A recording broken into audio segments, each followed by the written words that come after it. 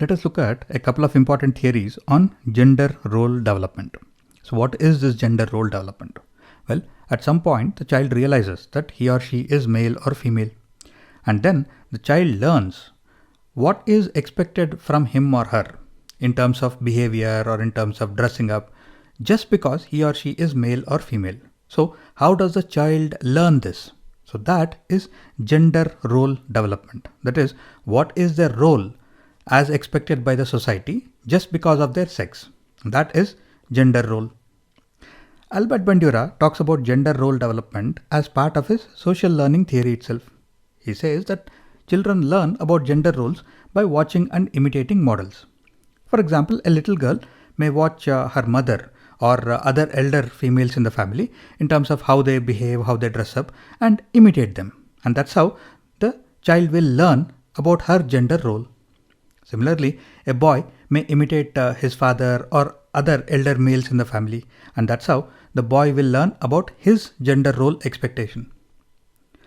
Lawrence Kohlberg talks about gender role development in the cognitive development theory itself. In fact, he positions gender role development as part of Jean Piaget's cognitive development theory, because he says that this gender role development actually happens between the pre-operational and the concrete operational stage.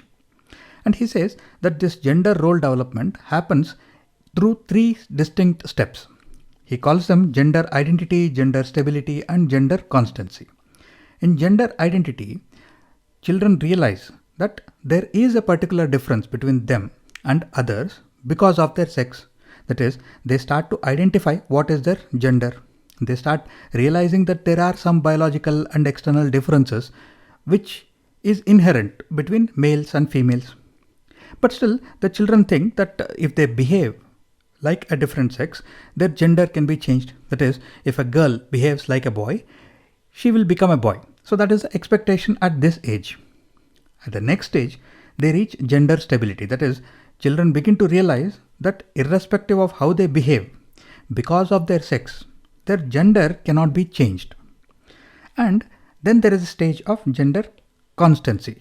That is when children realize that their gender is fixed and there is a specific expectation from them because of their sex, and that expectation can be called gender.